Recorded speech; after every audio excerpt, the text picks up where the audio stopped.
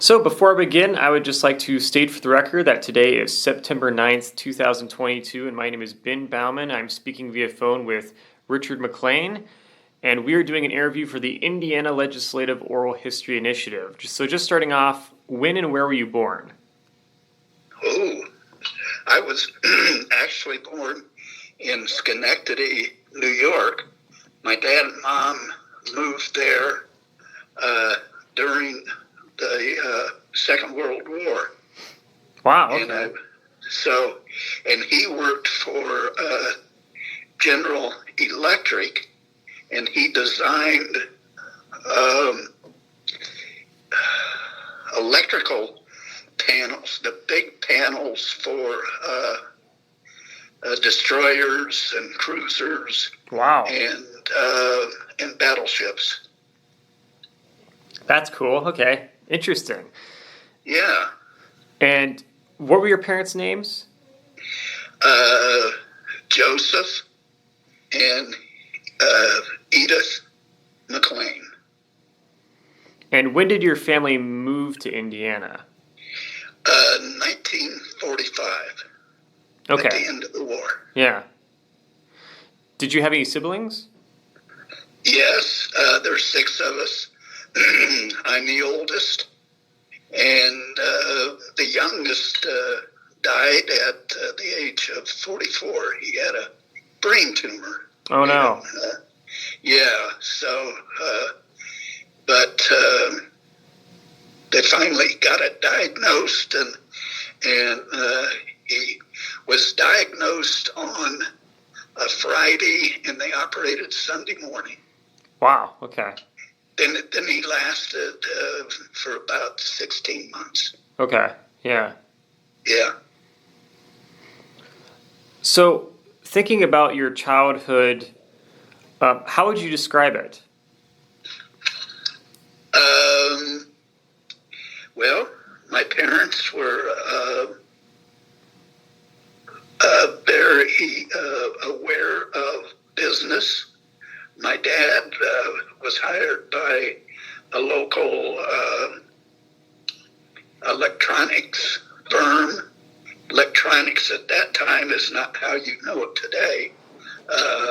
It was contactors and relays, and that's all switched to transistors and computer chips and so on. Right. They were definitely very, my parents were very family oriented and church oriented. As a matter of fact, my dad taught the old ladies class in Sunday school. And he was, I don't know, he was 35 to 40 at the time, and the old ladies were 60 to 100. Interesting, okay. Wow. Pretty cool. Yeah, that is wild. Okay. Who were the most influential people in your childhood? Your parents, or? I think probably, yeah, my parents were. I had good neighbors that were role models, and I guess I passed papers, started in the 6th grade, and then when I was in the 9th grade, I went to work for Dairy Queen, and the owners were good role models too. Yeah, okay. What did you know about your family's political beliefs growing up? They were, that's a good question. My grandfather, McClain, was a card-carrying Democrat. and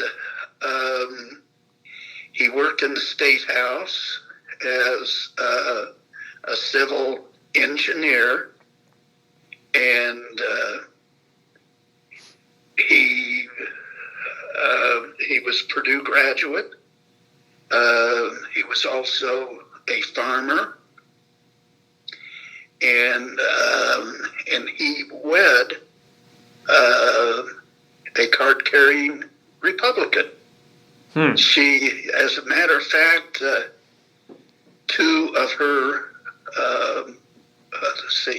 brothers were in the General Assembly. I can't remember the year. It's around 1900. So, wow. Yeah. So, but back then,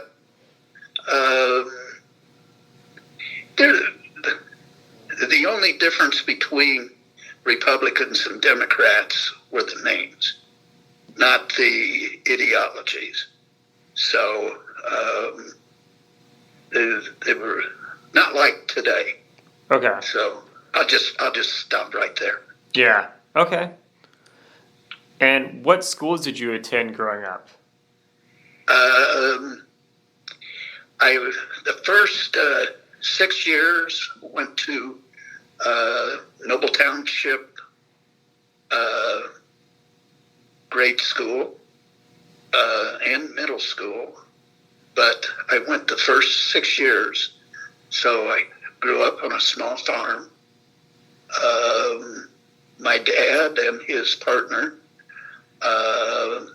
built the first drive-in movie in 1948,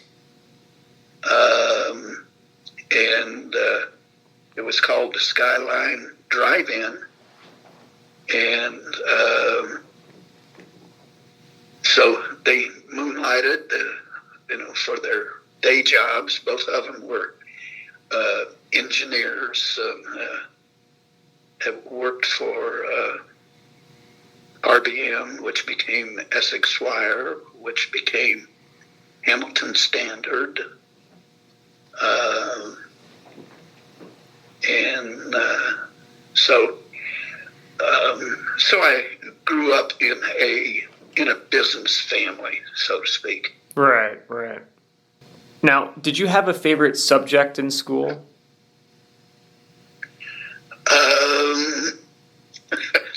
I can tell you my least favorite. What was your least? The least was history, okay, philosophy, anything that was boring. Yeah. But I found math to be my best. Okay. Yeah. That seems like a common thing where people either like math and hate sort of the other subjects like English or history, or they like the opposite and hate math. So Yeah. Yep. English, I'll tell you. Well, I had 4 years of Spanish and got B's and A's. Yeah. And had the equivalent of that at Purdue. Yeah, okay. And did the same, Yeah. But, so, yeah. And what did you major in at Purdue? I ended up in industrial supervision, which now is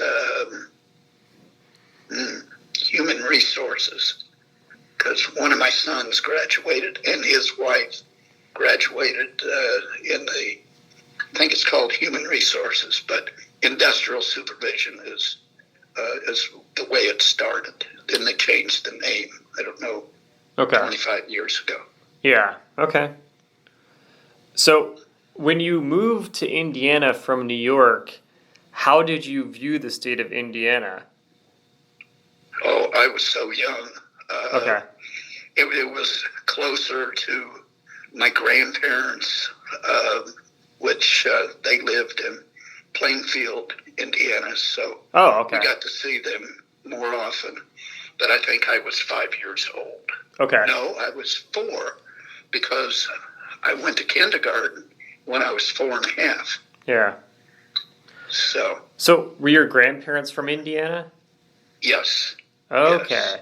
So did your parents then just move to New York from Indiana? Yes. Okay, Yes. I understand. And Right. how long had your family been in Indiana? Oh, generations. Okay. As a matter of fact, we're trying to. Um,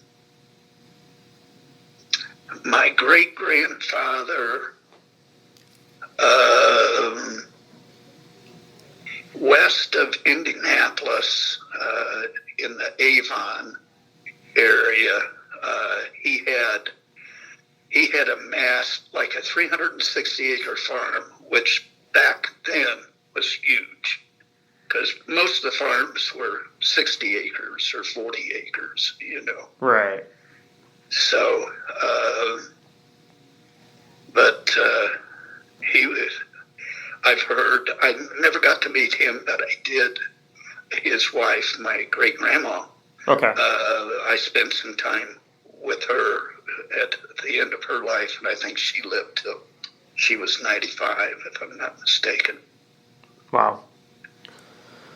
So after you graduated from Purdue, did you have sort of a game plan for what you wanted to do with your life?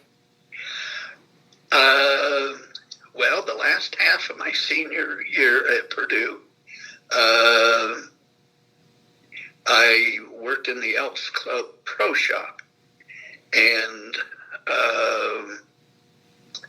I met a guy, and I told him what my story was. I said I had electronics when I was in the Navy, and I took some electronics at Purdue to finish up my education. And he says,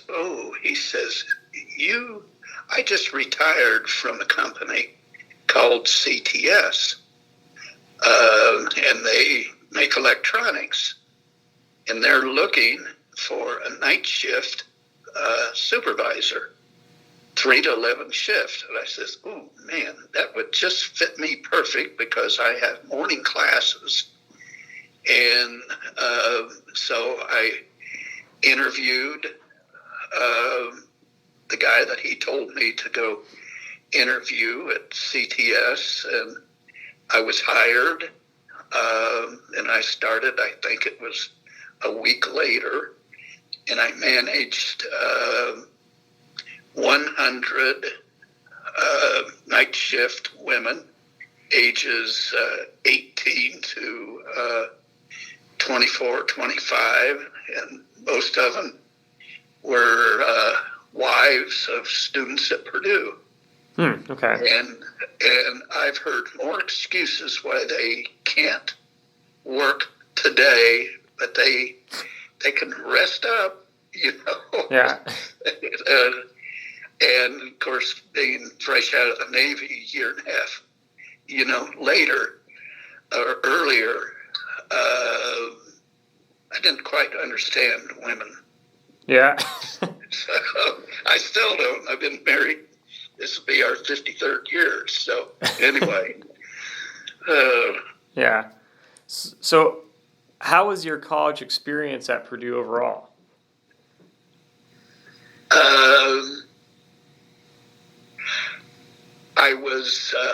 I grew, after high school, my first year at Purdue, I grew 7 inches.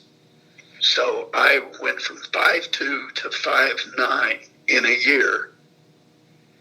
And that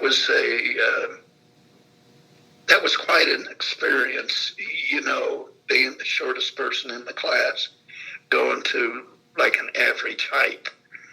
Right. And I guess I was so immature that I started in 59. I flunked out twice. I'm not proud of that. And then I got drafted, and you have 3 days back then. You had 3 days to see if you could not go to Vietnam as in the Army. So I did qualify for a Navy, for the Navy, and I got a electronics school out of that. So God's blessed me a whole bunch. Yeah, sure. And in what ways did your politics change from those experiences? Oh, that's a good question.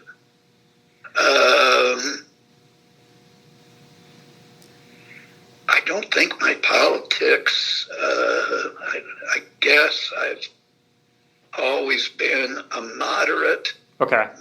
not a far right. I guess I've always been trying to better myself and the people around me.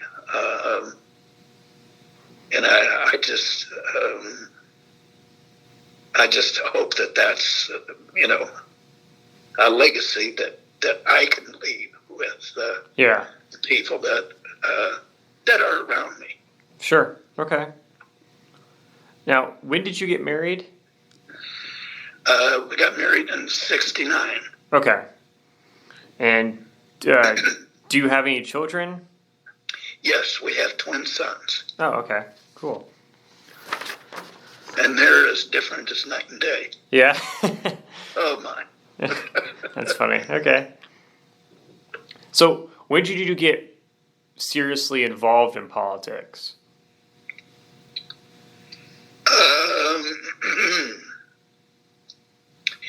Seriously involved would really have been after I left CTS. I worked there for 3 years, and my wife and I had the opportunity to start the first gas station convenience store in the Indianapolis area, and that would have been in '73. And it was in Brownsburg on the interstate of 74 and 267. Okay. And we went door to door for Lugar. Let me see. I think that's when who did he run against? Now that you're asking me a long time ago, I think he ran against Hartke, if I'm not mistaken, and he got beat.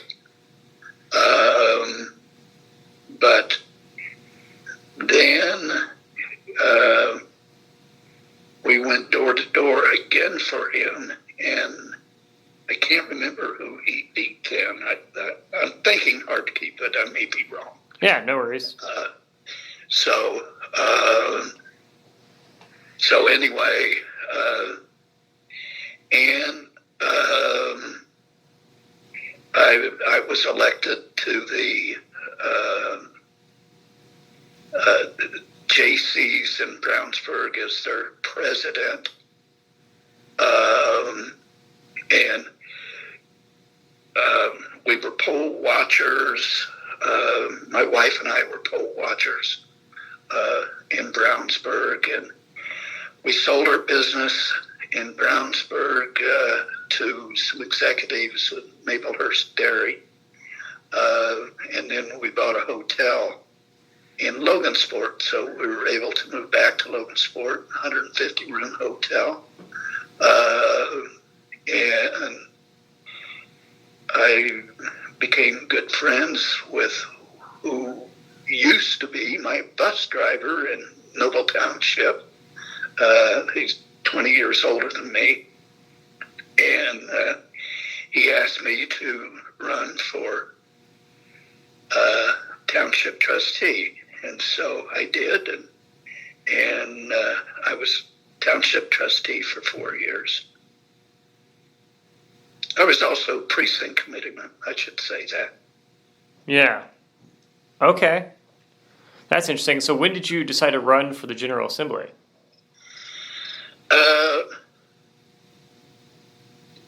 I was, I quit my job as sales and marketing manager for an electronics firm that we took from 17 employees to 250 employees here in Logansport. Just happened to be that we took them from 1.7 million to about 25 million. And anyway, one of the co-owners who really hired me, and we'd been friends, ever since we moved back to Logansport, and he asked me to go to work for him, but then he died. He had a blood clot. He was getting ready for church, and the blood clot was in his ankle, and so his wife took him to the hospital, and then they rushed him to Indy, and he'd been down at St. Vincent's for 11 days, and he called me at 10 o'clock at night, and he says, "Hey, Rich," he says, "I'm coming home tomorrow. Can you come to the house in the morning?" And I says, "Yep, you just call me when you get home, and I'll be darned, I got a call excuse me, No worries. midnight that he passed away." Wow. So Yeah, that was a tough one. definitely. Absolutely, yeah. So thinking about when you were running for the General Assembly, what was your campaign like? Well, it started out, first of all, I guess I wanted to know if I could win. Nobody wants to be a loser. Right. And so I asked, some farmers and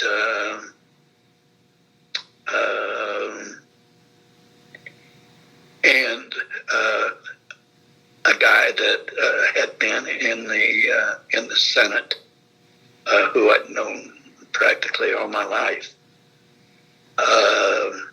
And he says, "I think you'd be a great match, with your background." And then I asked a guy that had a big business in Logan, and really he had manufacturing plants in Mexico and other states here in the United States. And so he says, "Rich," he says, "I'll put some money there." And then another guy who ended up being my treasurer,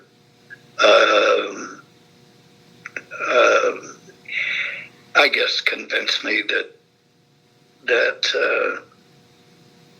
I'd make a good candidate, but people didn't know that my wife, north of 24, US 24, is related to almost half of those people. But it was quite an experience. We walked door to door, and I also developed a toothpaste tube squeezer that we had a door hanger, and it fit right on that door hanger. And so I was known as the squeezer. Interesting. Okay.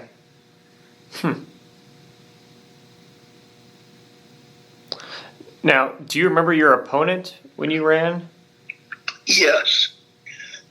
His name is still Stan France. Okay. And he and his brother, we still talk, but Stan, after he lost the election, he and his wife moved to, he got a teaching job out in Scottsdale, I think, Arizona. Okay. Yeah. Nice guy. Yeah, okay. I used to have my insurance with him. Oh, really? Before or after the election? Before the election. Yeah. I'll say it might be risky afterwards. Yeah, but he's a nice guy. Yeah. You know. Yeah.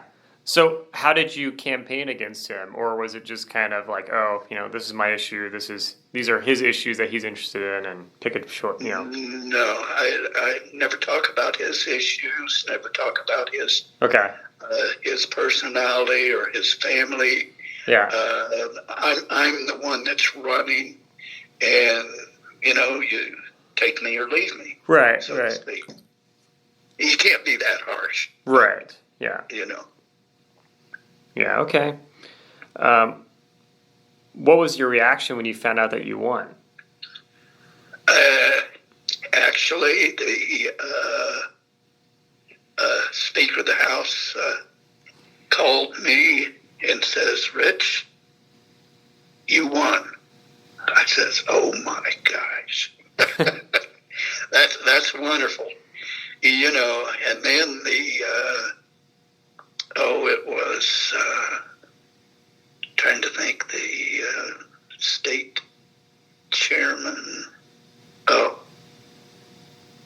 man, he called me, but I can't think what his name is. Well, after we hang up, I'll think of it. Yeah, no problem.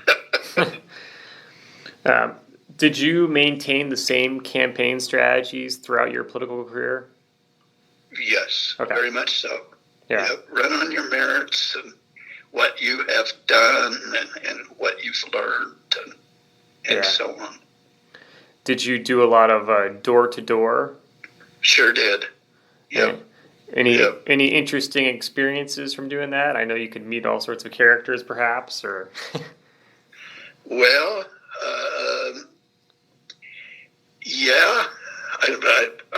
We were in a small town down in Carroll County, and I knocked on the door and noticed a smell.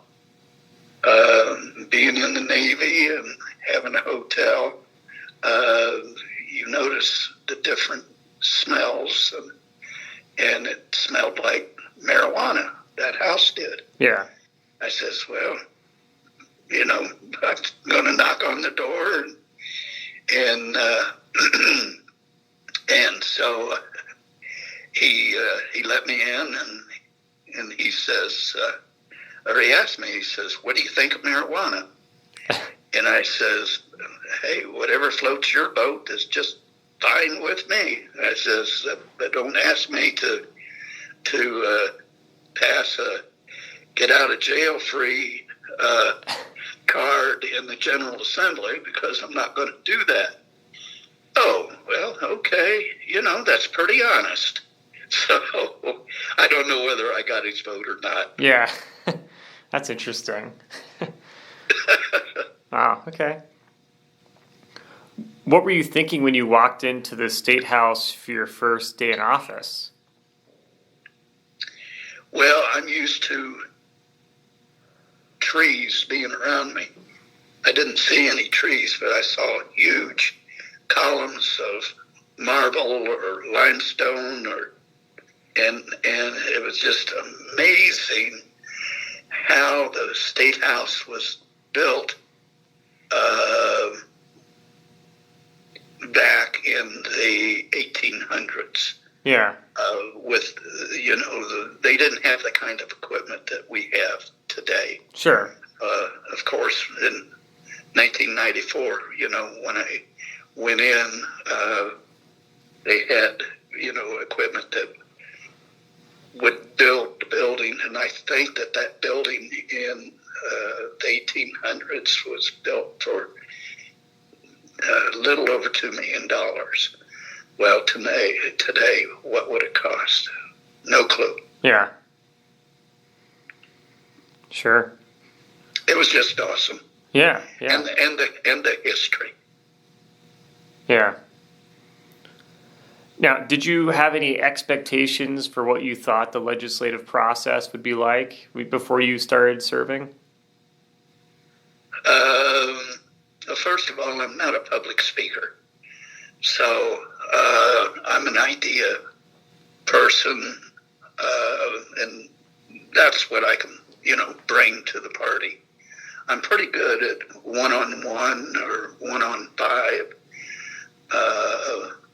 but I'm not a fast thinker.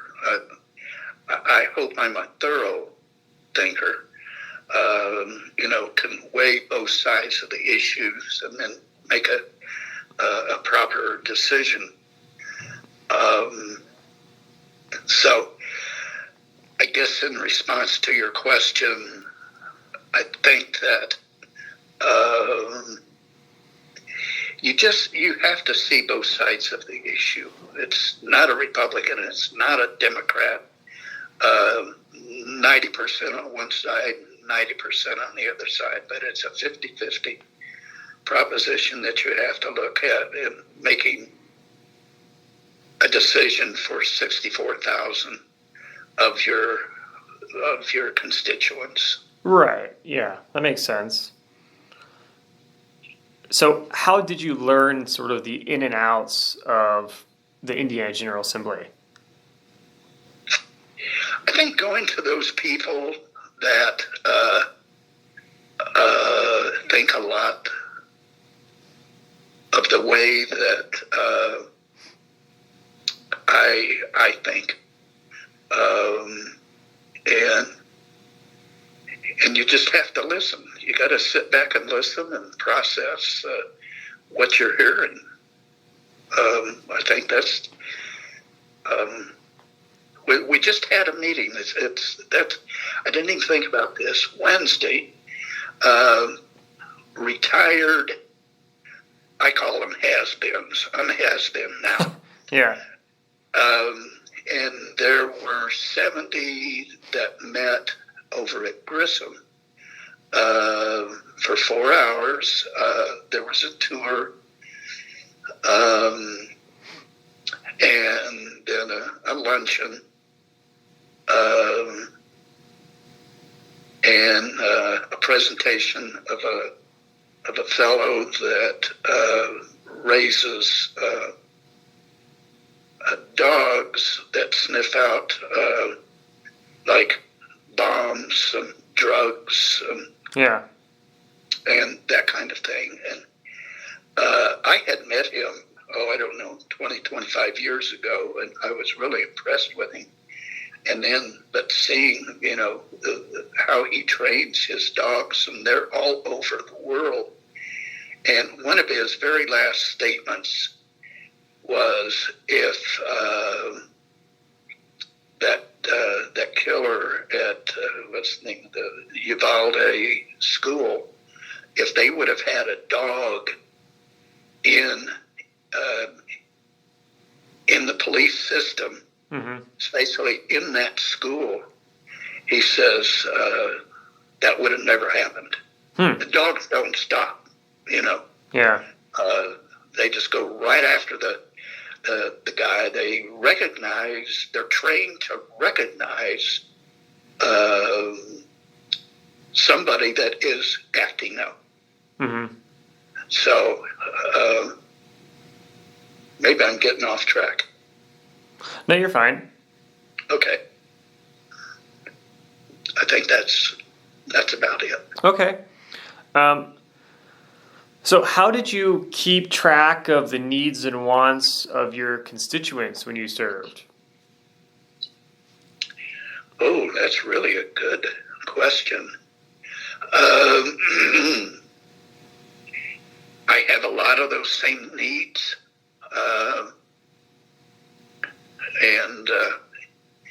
and once I don't like the government to be intrusive. I think that I'm stalling. No, you're fine. I think that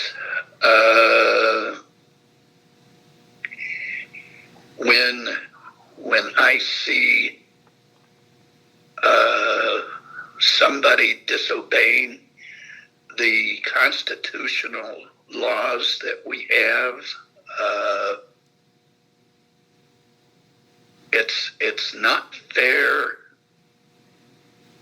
Well, I'll just take a case in point, and that is we have laws that prevent people from coming into the United States, and they need to be enforced. My wife's grandparents came through Ellis Island. Yeah. And that's what needs to happen. That we need to, to line up, and we do have quotas, and Congress can change those quotas anytime they want to. But for the chief executive officer to turn a blind eye to what's happening, I don't care what it is that is against our laws, is in total disregard to the Constitution and state law. Right. Okay. Let's see. Do you remember the first bill that you sponsored? Oh my. Oh my. I was a freshman.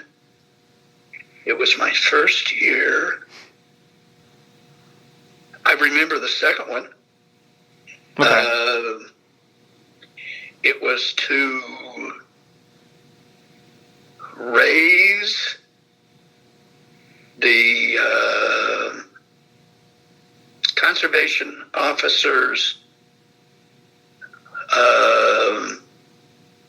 wage so that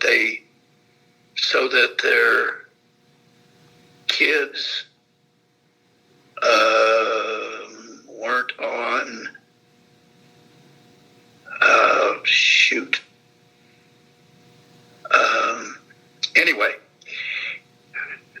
it was Brent Steele and myself sponsored this bill for conservation officers and I think state police,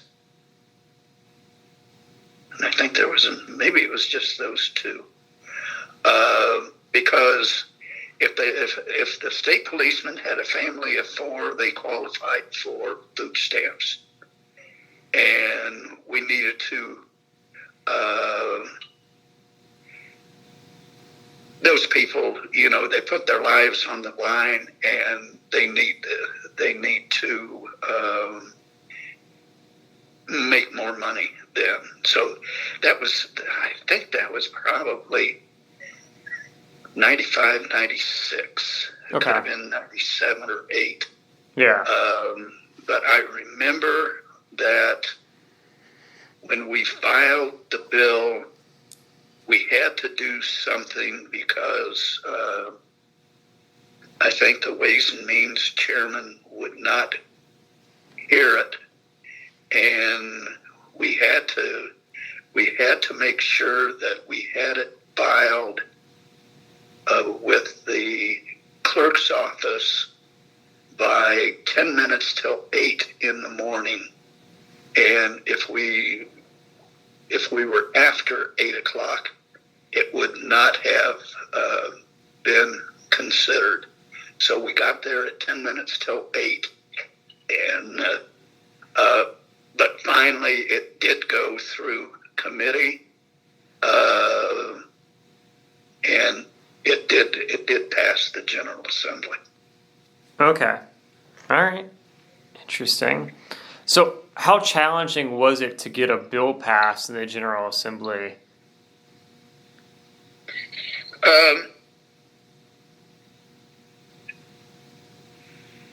I it's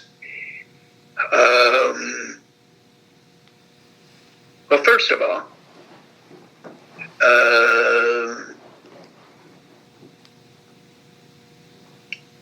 you work behind the scenes. Right. I'm going to tell you a really good story. Okay. I hope I'm not name dropping, and but in Cass County, in rural counties,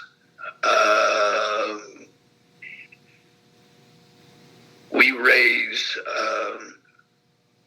racehorses. Right. We raise sulkies. We raise quarter horses, and I've got friends that race horses. That's a sideline, and so when Shelbyville and Anderson, got their tracks, they were really not very successful just making ends meet racing horses in the pari-mutuel day. And so I drafted a bill, or had a bill drafted, that would put slot machines at the tracks. Okay. So I'm not a gambler. If I lose $20, I cry. And I'm out of there. Come on, honey, let's leave. Well, I still have $20, she says. So anyway, but what happens if these tracks go out of business is you lose the veterinarians, you lose the farmers who raise the hay and the straw and the feed, all those, and of course, even the racehorse stables that are in and around these two cities. It would be just a huge disaster if either one of those tracks would have closed. Right. And they were headed that way. So, and I sat on Ways and Means for 18 years, and I saw that. And I had some help from various people when I crafted this legislation. And finally, at 4:00 in the afternoon, I went into Governor Mitch Daniels' office and said, I asked his receptionist, if I could talk to him, and she says, well, he's just getting ready to leave, and he just happened to hear that, and he says, oh, Rich, come on in. And he says, what do you have? And I says, well, I realize this is Thursday, and I should be on my way home, but I think I have something very interesting for you. And so I sat down and I gave him my short version of what this bill was, and I handed the bill to him, and I says, I'm looking for slots at the tracks to save our, and I went through all the farmers and, racing offshoots of support for the racetracks, and he looked at me and he says, Richard. And I sat there. my face probably turned 10 shades of red. I didn't know what to do. And I says, well, I appreciate your consideration. Well, as you know, you may not know, you don't normally get a bill passed in the first year. Right. So, right. As it turned out, that I think the bill passed about 2 years later. I was supportive of the bill, as you know, by this interview, but the bill was introduced by another state rep, and it. By the way, I had support from both the Senate and the House to pass that bill, just the way I had presented it. It would have been a squeaker, but of course, I never got to present it, but I certainly supported it, and I do to this day. Yeah, okay. Interesting. How often would you say you had to work with the other party to get legislation passed? Oh, wow.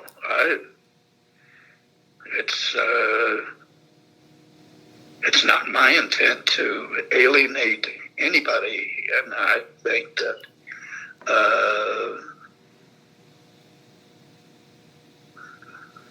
when I was in, especially the first 10, 12 years, it's very necessary to get the support of the movers and the shakers on both sides. And of course, that's the way I've been my whole life. I've made some stupid decisions, and I hope I've learned from them. Right. But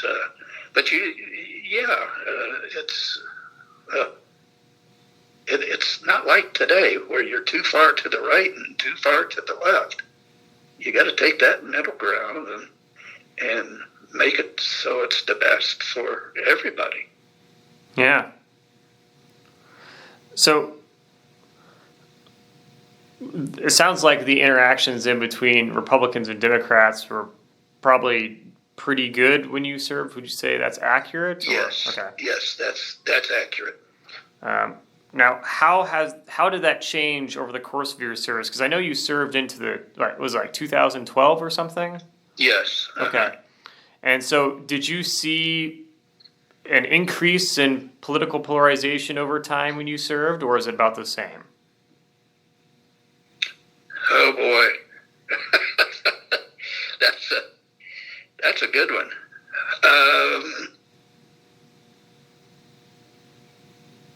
I think that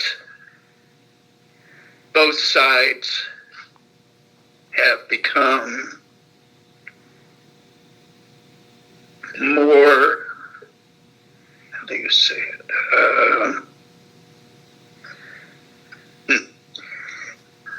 not understanding each other. Okay. We need more moderates. I don't even know if that's a good word anymore. But Yeah. We don't need the far right and the far left. I'm sorry that we need to understand each other's issues, and then come to a reasonable agreement to disagree. Right. That's a hard one, I know in this last election that and I'm only speaking for the Republican side, that the far right, we're like a hog pen. Yeah. They're eating their own, and that's just that's not the way humans should be. Yeah. That's pretty graphic. Yeah, it's unfortunate circumstances politically, yeah. Yeah. Now, looking at the dynamics of the General Assembly in another way, what would you say that were the differences between the House and Senate? Well, oh boy, that's a good one. I think that in my time, that the Senate was more of the upper chamber, where they had the upper hand. I think they always thought that they were dealt aces, and that the House was always dealt, I don't know, pairs of fives. Okay. And they just felt like they were just a little bit better. Yeah. Not all of them, but quite a few of them. And maybe they thought that because they represent twice as many people as the representatives do. They get paid the same. They get paid, same as they do the people in the House. But I don't know. Yeah. Okay. How influential was party leadership when it came to determining what legislation would get passed or not? Oh, very much so. Okay. Yeah, it's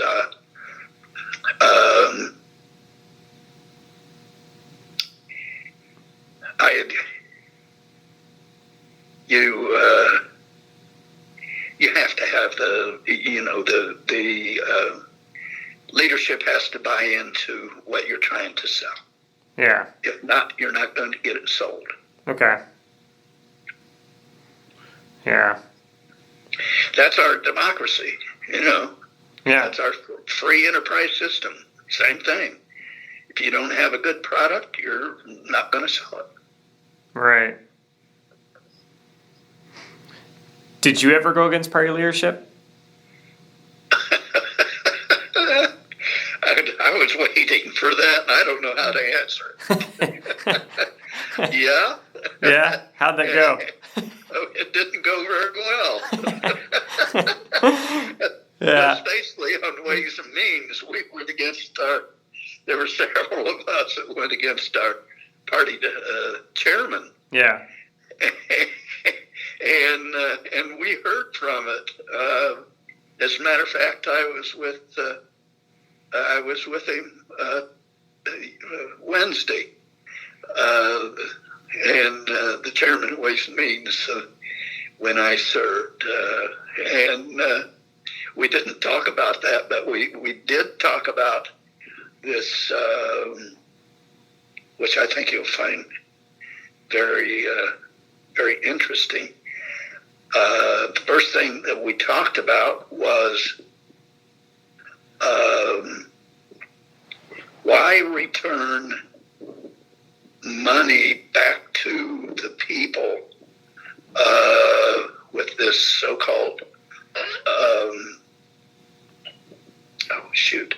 the extra money that the state has, and I think it was $8 billion, and they returned $1 or $2 billion back to the people. I think it was a $220 check that each one of us got, knowing full well that the state owes several pension funds billions of dollars. Yeah. Take that money and pay off the debt that is owed to those people who collect from those pension funds.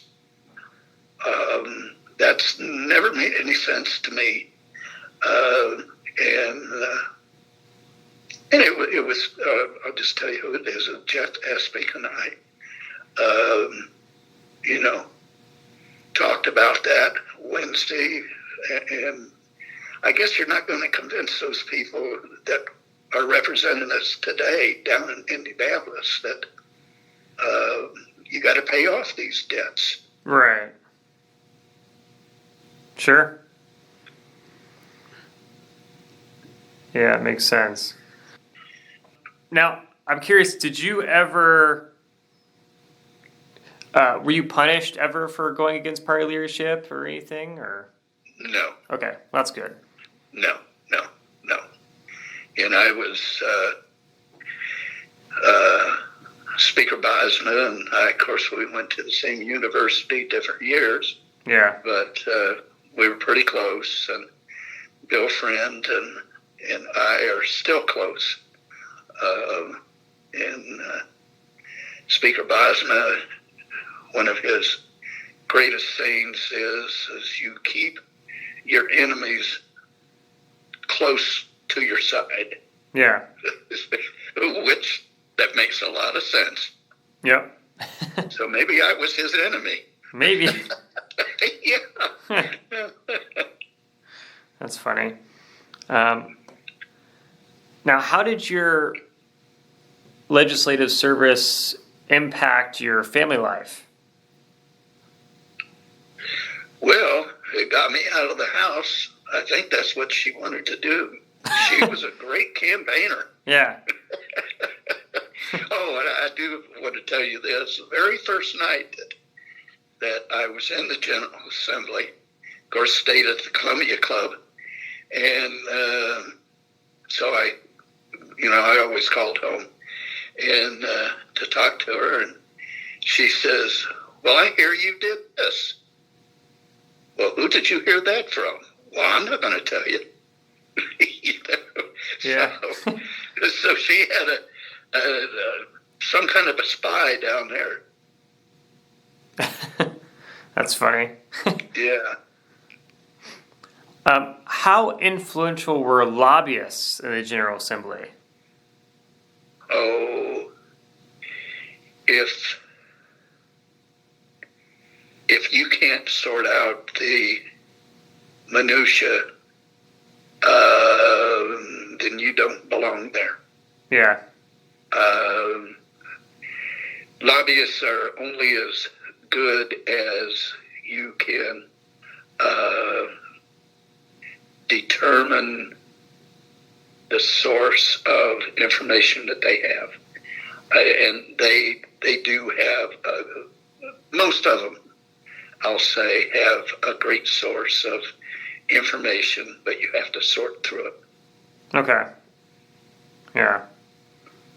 And I don't mean, just buying you lunch or dinner or something like that. That I would hope that nobody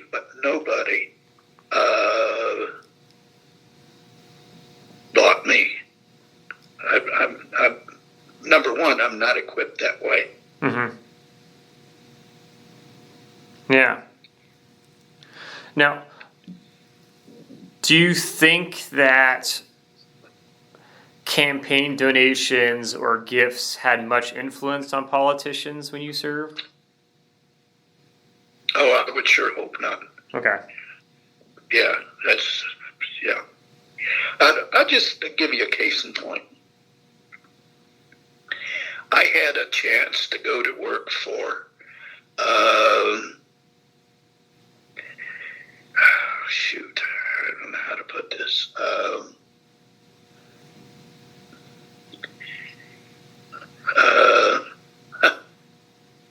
For one of the universities, I'll just say.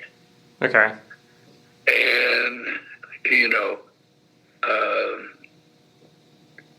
and I came home and my wife and I talked about that. I says, well, boy, that sure sounds pretty good. That beats the 11,600 that we're making each year. Yeah. by about 90,000. You know, and I says, but you know, and we both said it at about the same time. That's just not right, you know. But you see all these other people that are in the General Assembly, several of them, you know, that are doing this. Yeah. And I think, well, no, that's still not right. So it's just, in my opinion, it's not right. In their opinion, they can justify it. So, yeah, I got you. Okay. How influential was gerrymandering when you served? Oh, that's a good one.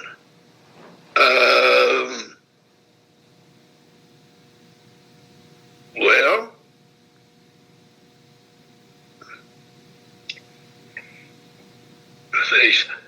when I was in, I had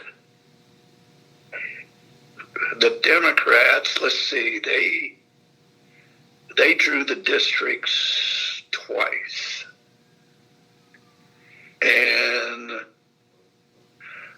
both times it was beneficial to me because I had a pretty concise district. You know, most of my district was Cass and Carroll County, with a couple of precincts in Miami and half a precinct in Wake County. Right. But now, when I left, I think I made the guy that drew the districts, I think I made him mad, you know, because he broke Cass County up into 3 different state rep, you know, districts. So, and I think that's where it is today. Okay. I think we have 3. So, I think gerrymandering is the party that is in power. They want to remain in power. So, you know, it's a law that it would be nice to be changed to an independent, impartial committee, but I don't know how you make an impartial committee. So I think the law ought to stay right where it is, and it's nice to say this is the way I'd like to see it, you know. But I don't know how you do it. Yeah. Okay. Now, what would you change about the legislative process based on your experiences? Ooh.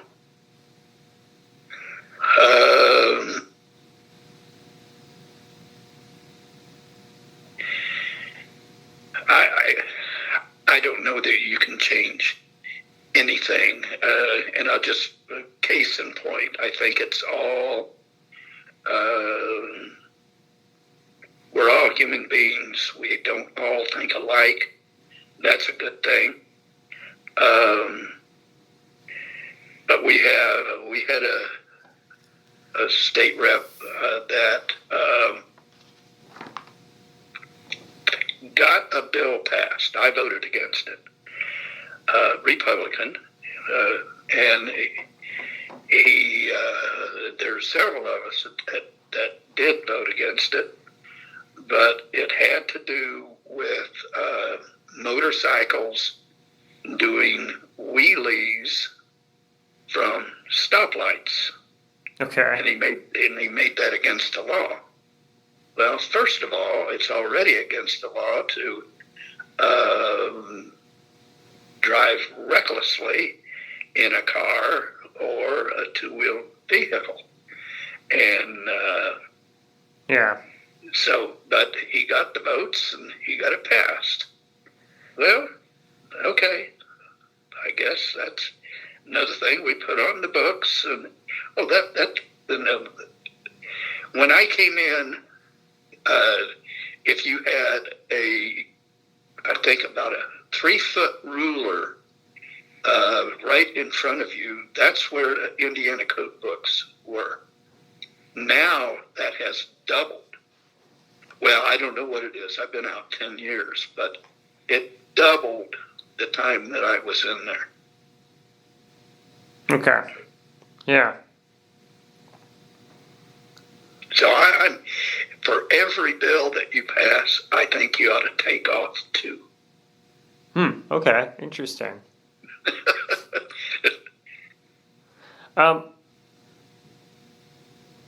What were the most controversial legislative issues when you served? Oh my.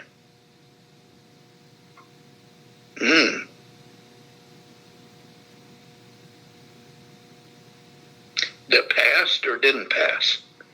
Either one. Okay. Oh my. Probably me being on Ways and Means is the budget. Okay. There were, the budget is about, I think I may misspeak, but I think it was 2,000 pages. Well, obviously you have to rely upon your paid staff to make sure that there's nothing hidden in there. But still, there are things that are hidden in the bill that benefit each and every county, which, in my opinion, need to be laid out on the table and say, this is okay, this isn't, but they're hidden right there in the last hours. So I would say probably the budget is the most controversial that happens every 2 years. Yeah, of course. Makes sense. Yeah. What was the most complex piece of legislation that you ever worked on?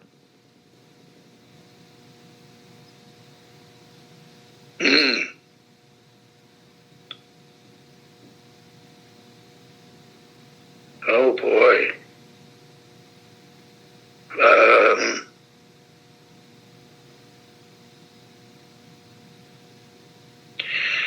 I guess I would say that when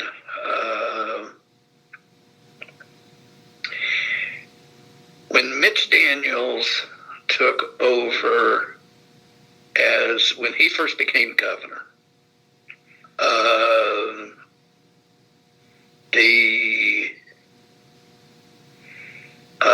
the state was, I think, had a deficit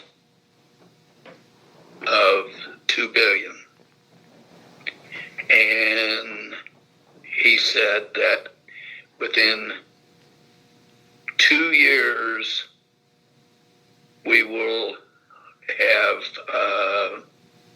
with the budget that I am proposing, we will be on paper show that we'll have a surplus of $1 billion. Well, his budget, there were a lot of modifications, but his budget did pass. And in the first year, we had, on paper, we had a $2 billion surplus. Wow.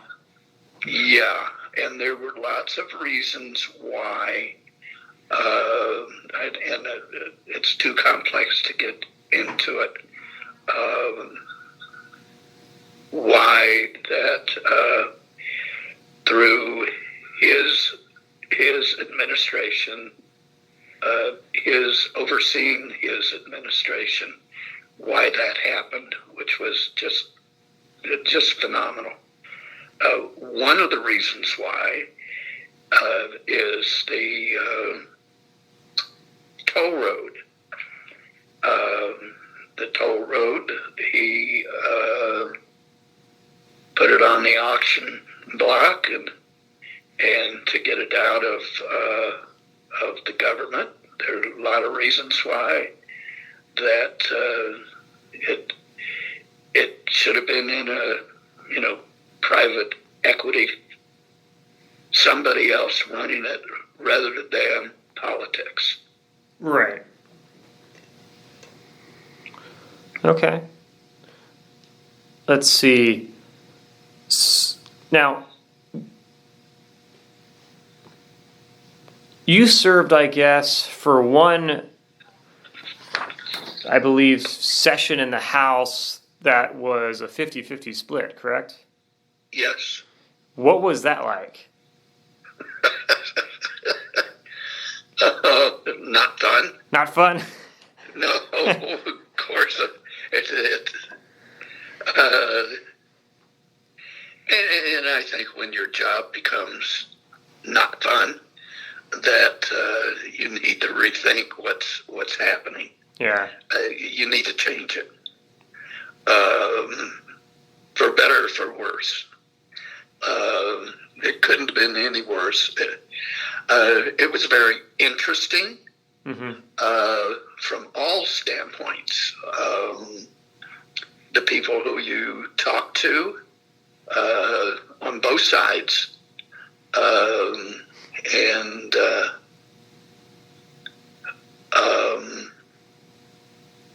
ask me another question or whatever. Yeah. So I mean, so I suppose from your experience in that 50-50 session, instead of that forcing compromise, it was just kind of chaos and hard to do anything? Yeah. Okay. Yep. All right. So thinking now in the big picture a little bit, why did you leave the General Assembly? I think the camaraderie was changing. Okay. And plus, I was 70 years old. I think I still had another couple of terms left, but I think you just recognize when it's time to get out because your heart's not in it. Yeah.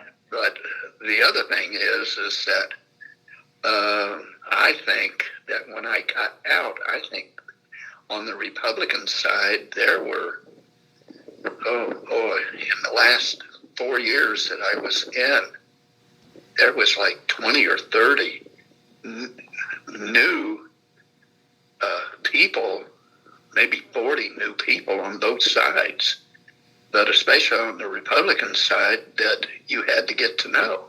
It's almost like when I went in 94, where, really I only knew 4 or 5 people, and those were the people that helped me get elected. Yeah. So you lose your camaraderie, Yeah. So you have to develop new relationships, and honestly, it takes, if you're going to do it right, it takes a lot to do it right. Sure. And so, yeah, that's it. That makes sense. How would you summarize your time then overall in the General Assembly? Oh, I thoroughly enjoyed it. And I felt that I was a player, not a bystander. We completed the Hoosier-Heartland corridor from Fort Wayne from Toledo to Lafayette. I've always been a staunch supporter of Ivy Tech. When we had the hotel in Logansport, that was in the late 70s, that I was on the chamber board, and the president of the board, who was also president of the bank across the street, he and I, felt a need for Ivy Tech to have a campus here in Logan, and he went down to Indianapolis to a state chamber meeting, and also talked to the president of Ivy Tech, and he came back and called me and says, "Rich," he says, "we're going to have a satellite campus here in Logansport." So anyway, that started, I think it was 78, if I'm not mistaken. And today we have a brand new campus, which I put in the budget. I can't remember what year it was, but and it's, it services this whole region, Carroll, White, has a nursing school. So, yeah, just some neat things that pop up in your mind every once in a while. sure. What lessons did you learn from your experiences? Well, I guess I would hope that our kids and grandkids would feel that their relation, or that I can pass down to them, that they need to get involved in the people surrounding them, Yeah. It just, I don't know, life's lessons that, just don't be, I don't know, plug in the bathtub. Right. Yeah. Okay. Did you have any regrets from your time in the General Assembly? No, because, as I mentioned to you, Wednesday, there were 70 of has-beens from the House and the Senate got together over at Grissom. And by the way, we're the only state that has an organization that we do periodically get together. Yeah. Yeah. And we're trying to figure out how we can encourage other states to do that same thing. So I just, it's neat seeing the other old people. Yeah. Yeah. What was your proudest moment when you served? Oh, probably when my farewell speech, everybody else, that was leaving, they would get up in front of the House and go on for 15, 20 minutes. And so the speaker says, okay,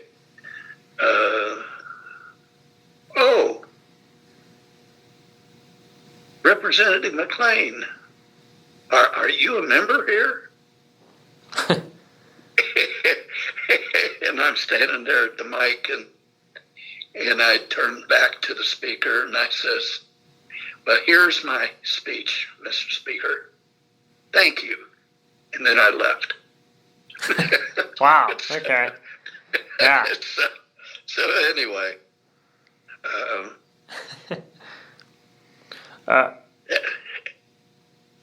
Anyway, I'm an idea guy. Yeah, sure. Okay. What advice would you give to future legislators or even current legislators?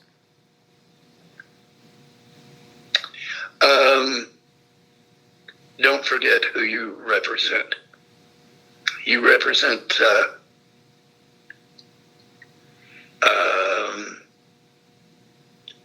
people who are Christians, people who hang out in bars, people who break the laws,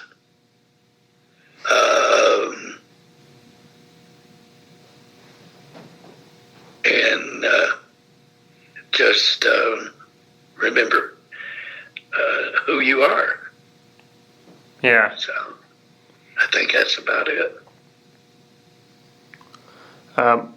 What do you think is the most important work of the Indiana General Assembly?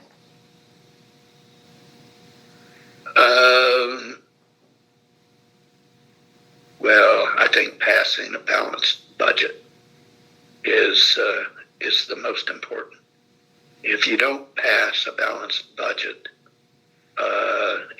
and you know that you're not passing a balanced budget, it's time for you to get out. Yeah.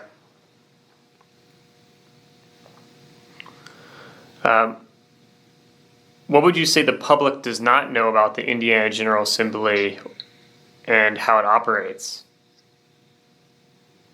Oh.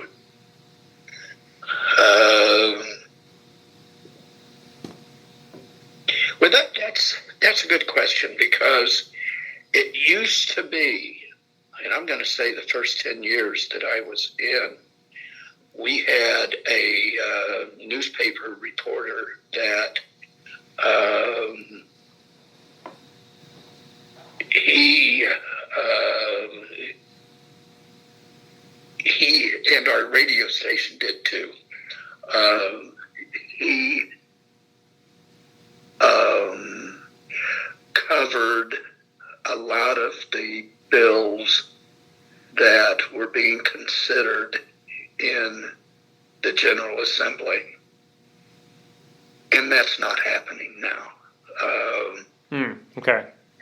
We used to have, it's called, oh darn it, on the radio, it was,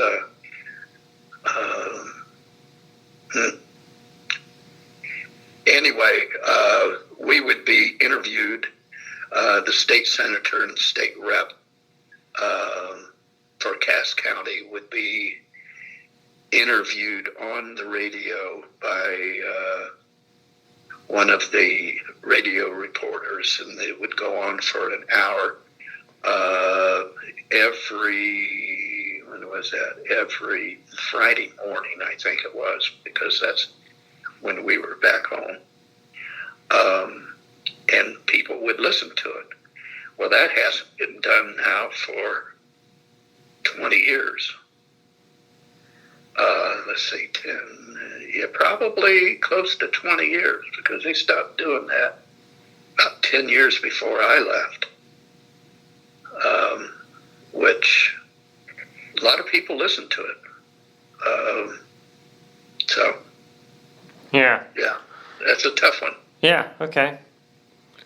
How would you say the state of Indiana has changed over the course of your lifetime? Oh my gosh.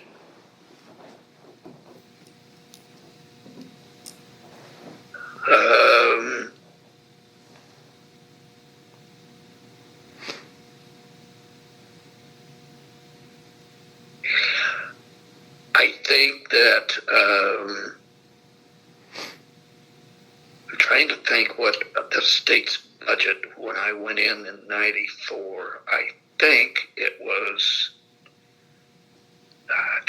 $7 billion. I think the state's budget now is at least $20 billion. It may be a little bit more than that. Yeah. Or maybe a whole lot more. I don't. I haven't followed the budget that much, but I know that when you're managing a $7 billion budget, and people, of course, making more money now than they did back then, and you collect taxes from their income. It's changed a lot.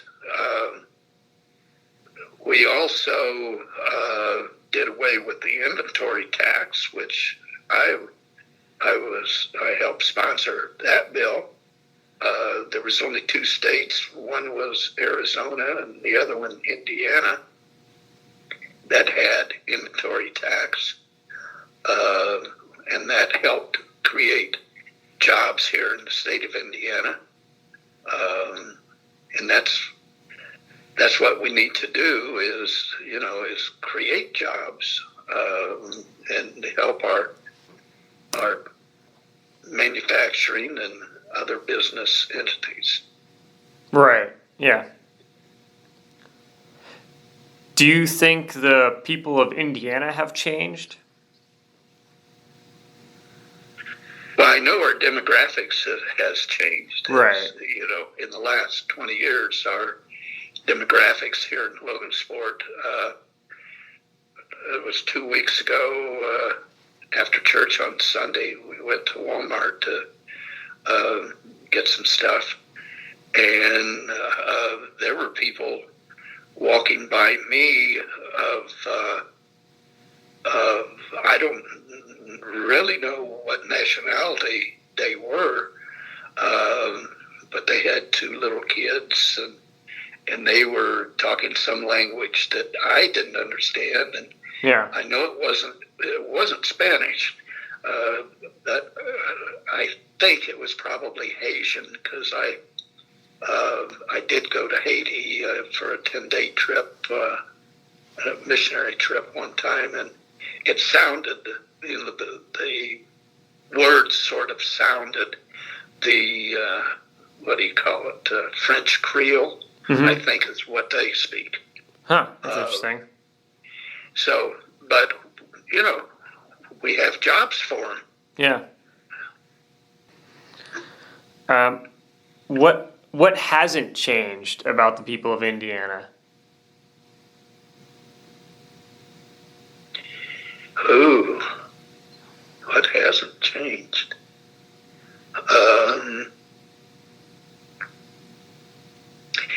I think it depends on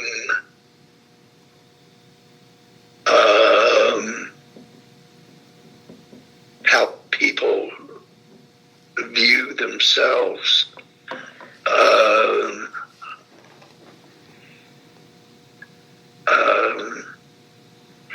This may not. I think a lot of people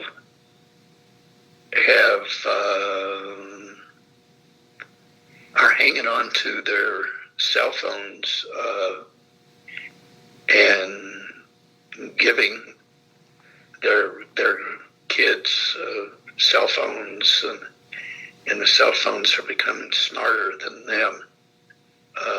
I know mine is. I don't know how to answer that. Okay, sure, that's fine. Last question then for you. What do you want the people of Indiana to know about their influence on the General Assembly? Oh, I would, yeah, especially in my district, when I voted for daylight savings time, it was Don Leahy and I who gave the 50 and 51st vote. When I came home, went to a 4-H meeting at the fairgrounds, had two farmer brothers put me up against the wall and say, "Why did you do that?" And they were hot. Yeah. And so I think, they are following some legislation, and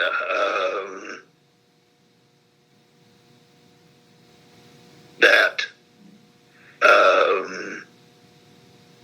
they just need to get, everybody needs to get more involved. Yeah. Okay. Sure. Let their rep and their senator, know what they think. Right. And that's a good thing. And that's one of the reasons why, Ben, that we need to have the radio and the newspaper, local radio, local newspaper, be more proactive. And I have gone into both of them when I was in the still serving. And it's all about dollars and cents. And they have to pay they can't pay the people enough to keep them. Yeah. So sure. That's the worst part. Yeah. Well, is there anything that I didn't ask about that you want to mention, or did we cover it all? Oh, wow. I think we pretty well covered it all. All right. Sounds good. Because I think I just told you that I forgot about the daylight savings time. Oh, yeah. That was not one of my favorite votes, I can tell you that. Right. Because Don Leahy and I were walking down this, we were going to lunch. We had just walked down the last step of the State House. My phone rang, and Rich, I just saw you walk by my door. Yeah. Is this Mitch? he says, I'd like to talk to you and Don. Oh, well, we're going to lunch. He says, I don't go to lunch, I work out. so we went in to his office, and he sat us down, and I says, he told me what he wanted, and of course we both knew what he wanted. And Don and I had talked about this about the day earlier. Yeah.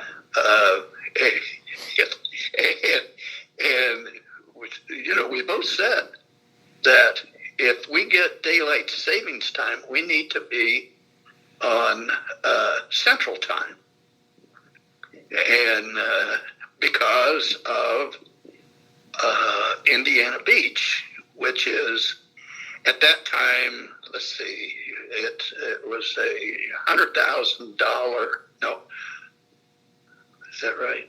No, $100 million revenue for all the surrounding counties. Yeah. Are you familiar with Indiana Beach? I've heard of it. Okay, it's Monticello, and it's on Lake Schaefer, and it's been a amusement park since 1920s, I think. Okay. And but the main revenue comes from Chicago, so they're all on Central Time. Okay. And so we says, okay, you help us get us on Central Time, and we'll vote for it. Yep, I'll help you do that. Duh. We're still on. We're still on Eastern. Yeah. So, but that's okay. Yep. Hey, take the good with the bad. True. That's right. Yeah. Well, perfect. Well, that's all the questions that I have for you. So. Okay. I appreciate you taking the time to take part in this project. It was a lot of fun to talk to you. So. Sure. Well, thanks, and good luck with your job.